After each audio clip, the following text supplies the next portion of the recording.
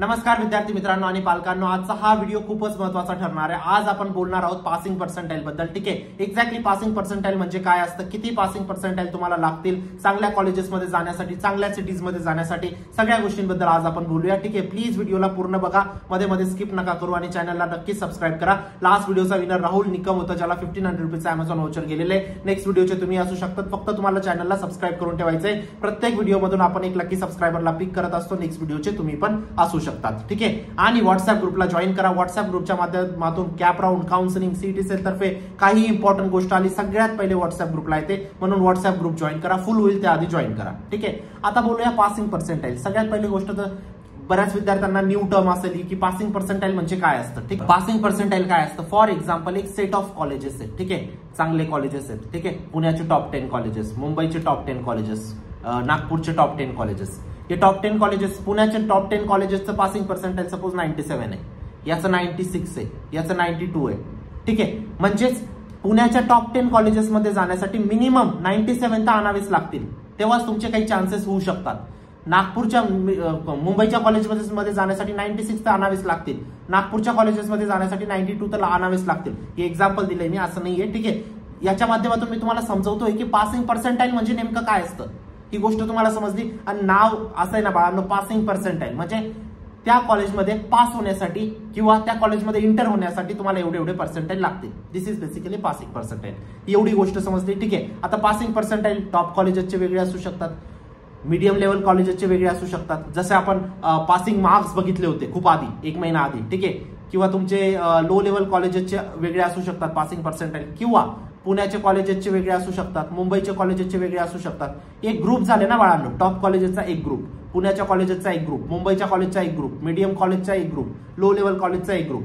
ते एक पूर्ण ग्रुपला एक रिप्रेझेंट करणारा एक पासिंग पर्सेंटाइल असतो। ठीक आहे, एवढे पासिंग पर्सेंटाइल तुमचे आले तर तुम्ही अशा अशा कॉलेजेसमध्ये जाऊ शकतात। गोष्ट समजली? ठीक आहे, आणि बाळांनो तुमचे कमी जरी पर्सेंटाइल आहेत ना, तरी त्या कमी पर्सेंटाइल नुसार तुम्ही एक चांगल्या कॉलेजमध्ये जाऊ शकतात, जर तुमची कॉलेज लिस्ट व्यवस्थित राहिली। कारण आता 50 ते 60% काम तुमचं फक्त कॉलेज लिस्टचं आहे। ठीक आहे, जर तुम्ही कॉलेज लिस्ट व्यवस्थित बनवली, तुम्हाला चांगल्या कॉलेजमध्ये ऍडमिशन भेटू शकतं बाळांनो। मी असं नाही म्हणत की तुमचे 30% आले तर 30% कॉलेज लिस्टने तुम्हाला सीओपी भेटून जाईल, नाही, पॉसिबलच नाहीये। पण 30% नुसार जर 100 कॉलेजेस लागत असतील महाराष्ट्रातले, त्याच्यात टॉप 1 नंबरचं भेटू शकतं, या गोष्टीची मी खात्री देऊ इच्छितो। म्हणून पर्सनल काउन्सिलर कडून व्यवस्थित कॉलेज लिस्ट बनवून घ्या। लिंक डिस्क्रिप्शन बॉक्समध्ये टाकलेली आहे। पर्सनल काउन्सिलिंगची बॅच आता लवकरात लवकर क्लोज होणार आहे बाळांनो। ठीक आहे, खूप लिमिटेड सीट्स आहेत, लवकरात लवकर एनरोल करा। ठीक आहे, लास्ट इयर असे खूप सारे विद्यार्थी होते ज्यांचे खूप कमी पर्सेंटाइल होते, तरी त्या पर्सेंटाइल नुसार एक चांगल्या कॉलेजमध्ये शिकताय। ठीक आहे ना, असे खूप सारे विद्यार्थी होते ज्यांचे 94, 95, 96 पर्सेंटाइल होते, तरी ते थर्ड क्लास कॉलेजेसमध्ये शिकताय। का रे बाळांनो? कॉलेज लिस्टमध्ये मनमर्जीने कॉलेजेस टाकायला गेले, मुंबईचे काही टाकून दिले, पुण्याचे काही टाकून दिले, नाशिकचे काही टाकून दिले, झालं, एकही कॉलेज लागलं नाही।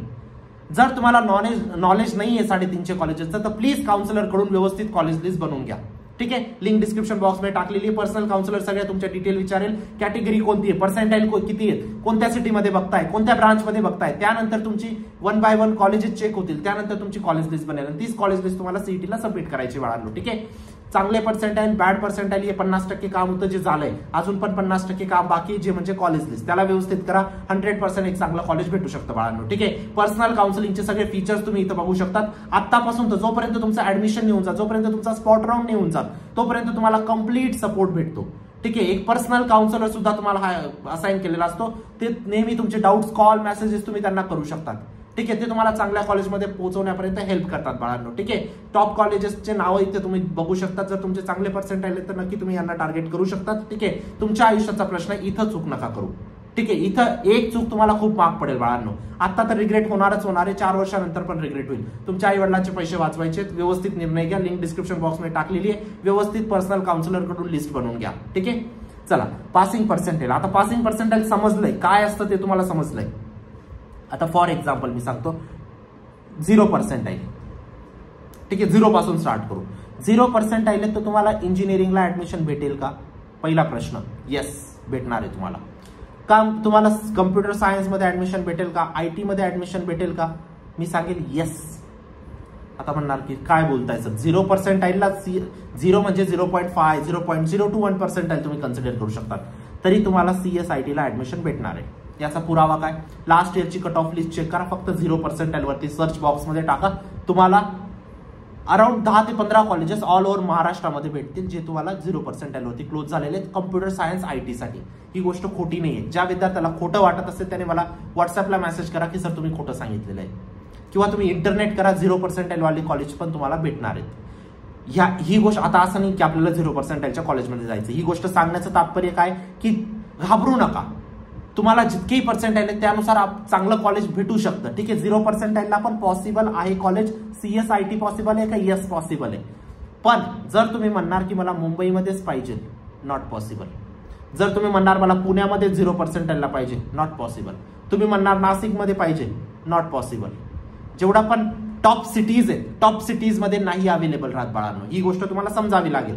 ठीक आहे, बाकीचे युट्यूबर तुम्हाला काही सांगो, बाकीचे टीचर तुम्हाला काही सांगो, पण ही गोष्ट खरी आहे की तुम्हाला टॉप जे सिटीज आहेत, मुंबई, पुणे, नाशिक, नागपूर, संभाजीनगर, ठीक आहे, यांच्यामध्ये तुम्हाला 0% ला कॉलेज भेटणं पॉसिबल नाही बाळांनो.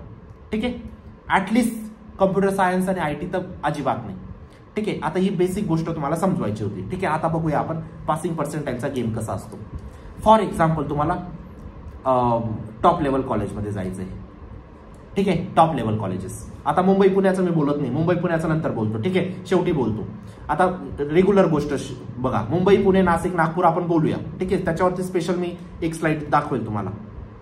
Top colleges. टॉप कॉलेजेसमध्ये जाण्यासाठी बाळांनो, जर तुम्ही ओपन कॅटेगरीचे कॅन्डिडेट आहेत ना, कमीत कमी 90% तुम्हाला आणावी लागतील बाळांनो. 90% खाली तर भेटणारच नाही. टॉप कॉलेजेस म्हणजे काय असतात? ज्यांचा ऍव्हरेज पॅकेज तुम्ही कन्सिडर करू शकतात 8 ते 10 लाख रुपये.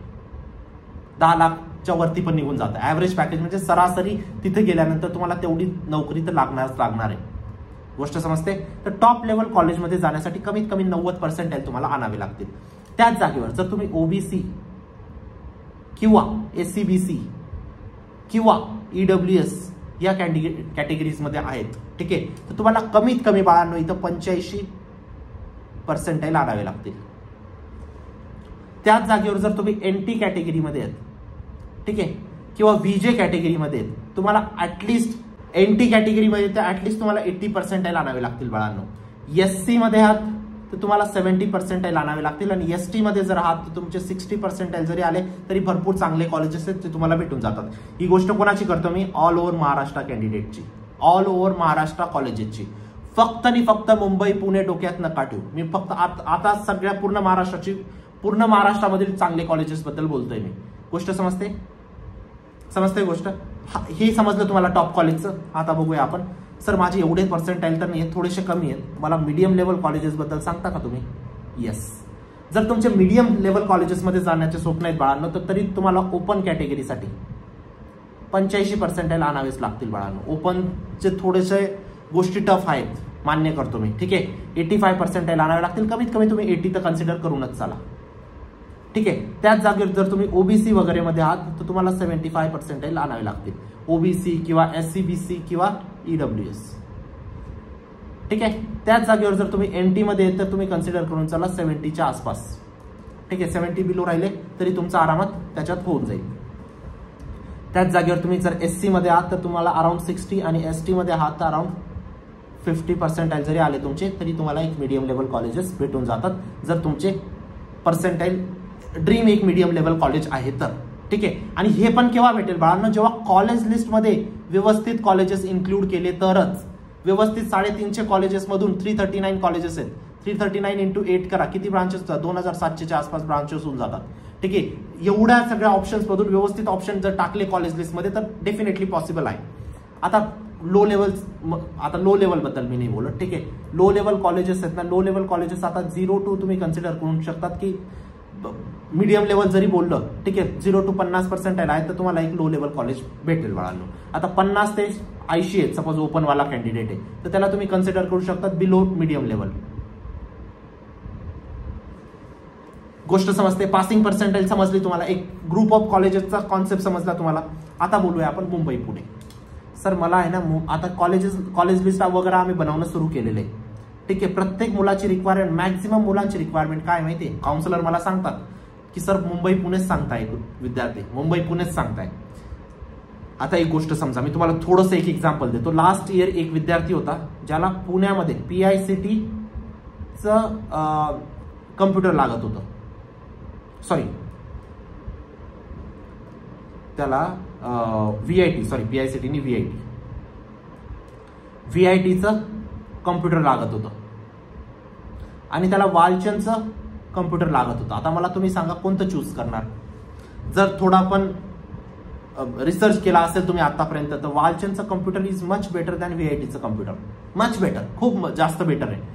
पण त्याचं म्हणणं होतं, तो होता नाशिकचा, त्याला पाहिजे होती पुण्याची कॉलेज लाईफ. त्याने ऍडमिशन घेतलं कम्प्युटरला VITला. आम्ही त्याला खूप समजवलं की बेटा वालचंद खूप बेस्ट ऑप्शन आहे तुझ्यासाठी, पण त्याला सांगली सारख्या सिटीमध्ये नव्हतं जायचं, त्याला पुणेच हवं होतं. ठीक आहे, आता हा माइंडसेट तुम्हाला थोडाफार बदलावा लागेल बाळांनो. ठीक आहे, जर चांगलं कॉलेज कुठं भेटतंय ना पुण्या मुंबई व्यतिरिक्त तरी तिथं घ्या ना बाळांनो. ठीक आहे, काय म्हणजे असं आहे ना की जर चांगल्या कॉलेजचं प्लेसमेंट तुम्हाला 5 लाख रुपये जास्त भेटतंय ऍज कम्पेअर टू मुंबई पुण्याच्या कॉलेजपेक्षा, तर ते कॉलेज तुम्ही का नाही घेते बाळांनो? 4 वर्ष आहेत ना बाळांनो, 4 वर्ष आपण काढून घेऊ ना त्या सिटीजमध्ये. पण असं नाही की ते एकदम जंगलामध्ये कॉलेजेस आहेत, असं नाहीये. सांगली पण मोठी सिटी आहे, सातारा मोठी सिटी आहे ना. तर ह्या सगळ्या गोष्टींचा पण तुम्हाला विचार करायचा आहे या प्रसंगी. ठीक आहे, फक्त मुंबई पुण्याचं रडगाणं नका गाऊ, है ना. त्याच्या मागचं रिझन पण विचारा स्वतःला की का मुंबई पुणे, फक्त मुंबई पुणेच का? ठीक आहे, आता दुसरी गोष्ट, जर ठीक आहे चला आता एखादा विद्यार्थी असेल सांगाच मला मुंबई पुण्यासाठी किती पर्सेंटाईल लागतील. स्पेशली मी मुंबईबद्दल बोलतोय. मुंबई जर तुमचे 70 ते 80% खाली आहेत ओपन मध्ये, तुम्हाला कम्प्युटर सायन्स आणि IT मध्ये थोड्याशा गोष्टी टफ असतील, कॉलेजेस भेटणे टफ आहे. ठीक आहे, ही गोष्ट समजून घ्या आत्ताच. ठीक आहे, त्याच जागेवर पुण्याबद्दल बोलू तर पुण्यामध्ये भेटून जातात. ठीक आहे, पुण्यामध्ये थोडे लोअर डाऊन पण असतील, तुमचे 50% पण असतील तरी तुमचं ऍडमिशन पुण्यामध्ये होऊन जातं ओपन कॅटेगरीजला पण. कारण पुण्यामध्ये भरती आहे हो. ज्यांना आहे ना, ज्यांना कमी पर्सेंटाईल पण असलं ना तरी त्यांना असं असतं ना की मला पुण्याची कॉलेज लाईफ पाहिजे, मला FC रोड पाहिजे. ठीक आहे, म्हणजे खूप ग्लॅमराईज केलेलं आहे पुण्याच्या लाईफस्टाईलला.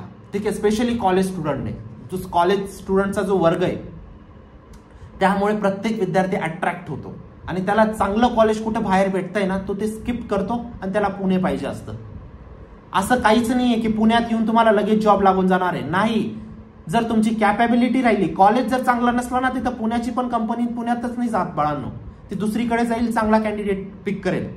ही गोष्ट समजून घ्या आता. ठीक आहे, ठीक आहे, पण तो आता तुमचा निर्णय. मी एवढंच सांगू शकतो की व्यवस्थित निर्णय घ्या. ठीक आहे, आणि मुंबई पुण्याचे पण मी तुम्हाला पासिंग पर्सेंटाईल सांगितले. ठीक आहे, आता कॅटेगरीमध्ये जर बोलणं झालं तर तुम्हाला OBC SC BC आणि EWS बद्दल बोलणं झालं तर तुम्हाला कमीत कमी 50-60 पर्सेंटाईल तरी लागतील मुंबईसाठी. ठीक आहे, चला तर ही पासिंग पर्सेंटाईलची कॉन्सेप्ट समजली आता तुम्हाला. ठीक आहे, जर कमी पर्सेंटाईल असले तरी चांगलं कॉलेज पॉसिबल आहे जर व्यवस्थित कॉलेज लिस्ट बनवली तर. आता मी तुम्हाला तेच बोललो, 339 कॉलेजेस आहेत बाळांनो, प्रत्येक कॉलेजमध्ये 8 ब्रांचेस, 2712 ऑप्शन्स होत आहेत. 2712 पैकी तुम्ही कॉलेज लिस्टमध्ये किती टाकतात? 50-60 ऑप्शन टाकतात. 50-60 ऑप्शन तुम्हाला किती रिसर्च करायची बघा. 2700 ऑप्शन्स मधून 50-60 ऑप्शन्स टाकायचे. जर तुम्हाला नॉलेज नसेल ना 2700 ऑप्शनचे, प्लीज काउन्सिलर कडून व्यवस्थित कॉलेज लिस्ट बनवून घ्या. ठीक आहे, लिंक डिस्क्रिप्शन बॉक्समध्ये टाकलेली आहे. एक बेस्ट ऑप्शन तुम्हाला भेटायला हवं. ठीक आहे, आणि एक बेस्ट कॉलेज लिस्ट राहिली तर एक चांगलं कॉलेज तुम्हाला अलॉट होऊ शकतं बाळांनो. ठीक आहे, तुमच्या आयुष्याचा प्रश्न, इथं चूक नका करू. काही अडचण असेल व्हॉट्सअप करा, कॉल नका करू, कॉल रिसिव्ह नाही होत. ठीक आहे, प्लीज व्हॉट्सअप करा काही अडचण असेल तर. चांगले पर्सेंटाईल, वाईट पर्सेंटाईल, चांगलं कॉलेज पॉसिबल आहे का? येस पॉसिबल आहे. ठीक आहे, कॅटेगरी, पर्सेंटाईल, ब्रांच, सिटी सगळ्या गोष्टी तुम्हाला काउन्सिलर विचारेल, त्यानंतरच तुमची कॉलेज लिस्ट बनेल. ठीक आहे, आणि या बॅचला एक गरजू विद्यार्थ्यापर्यंत शेअर करा. आपल्याला महाराष्ट्राच्या कानाकोपऱ्यात पोहोचायचंय. ज्या विद्यार्थ्यांपर्यंत इन्फॉर्मेशन पोहोचत नाही त्या विद्यार्थ्यांपर्यंत जायचंय आणि त्यांना इन्फॉर्मेशन पोहोचवायची. ठीक आहे, व्हॉट्सअप ग्रुपला लगेच जॉईन करा आणि चॅनलला सबस्क्राईब करा. भेटूया नंतरच्या व्हिडिओमध्ये. तोपर्यंत बाय, टेक केअर, थँक्यू.